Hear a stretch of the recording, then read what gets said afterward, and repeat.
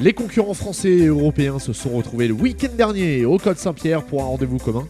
La deuxième manche du championnat de France de la montagne ainsi que la première manche du championnat d'Europe de la montagne. Sur une piste sèche, tout au long du week-end, c'est l'Italien Christian Merli, le champion d'Europe en titre au volant de son Mosella qui s'est imposé. Il signe par la même occasion le nouveau record du tracé en 2:13:634. Il devance un autre Italien, le multiple champion d'Europe Simone Fagioli au volant de sa Norma E2SC. Sébastien Petit attaque comme il se doit sa campagne européenne en terminant 3e du classement général et il remporte la deuxième manche du championnat de France de la montagne sur le tracé sélectif du Col Saint-Pierre. L'année dernière, la voiture sortait des tréteaux et on était en 15. Aujourd'hui, j'ai eu du mal à faire 17. J'ai vraiment dû me cracher dans les mains. Donc, je pense que le 14 qu'a fait Simone était accessible avec la voiture de l'année dernière. Cette année, il faut qu'on continue à travailler. Bon, l'essentiel pour nous, c'était de gagner la victoire en France, puisqu'on va quitter le championnat de France pour un petit moment et on part en tête du championnat de France. Donc, c'est plutôt sympa pour l'anecdote. La bonne opération du week-end est à mettre à l'actif de Cyril France au volant de son Mosella. Le pilote Dornan, dans le Doubs, prend la seconde place du classement français. Et avec une hiérarchie bousculée, Étienne Pernot monte sur la boîte et s'empare de la 3e place du classement général. Il remporte également la classe CN2 ainsi que le classement du meilleur jeune de la Serie A.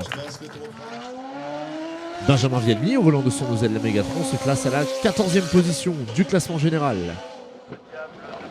Nous noterons enfin l'abandon dès le samedi suite à des soucis techniques de Geoffrey Schatz, le vainqueur de Bagnole Sabran. 4e du classement Scratch, Billy Ritchen remporte comme un Sabran la classe F3 au volant de sa Dallara F312. Le pilote alsacien devance Ludovic Cholet, 9e au classement général de la Serie A.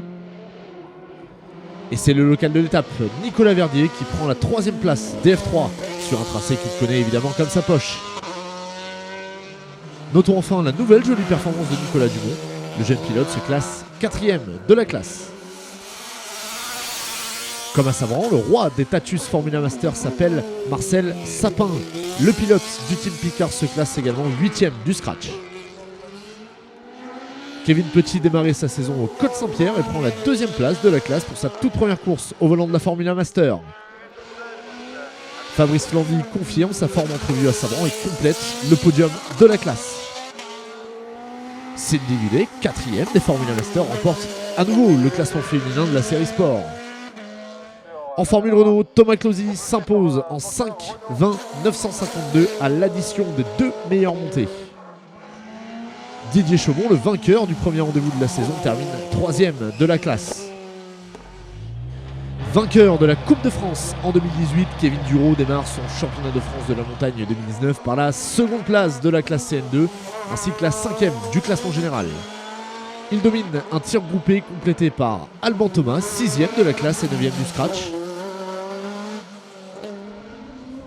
Et par Maxime Kotler, 4e des CN2 et 7e au classement général.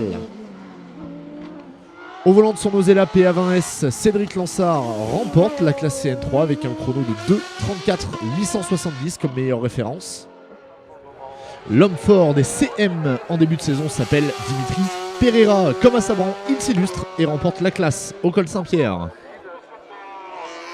Sur sa Silvercar, François-Xavier Thiévan monte sur la 3e marche du podium de la catégorie. Prochain rendez-vous dans le Grand Est, en Moselle, pour la 49e course de côte d'Abrège-Villers 5-1, 3e manche du championnat de France de la montagne 2019, les 27 et 28 avril.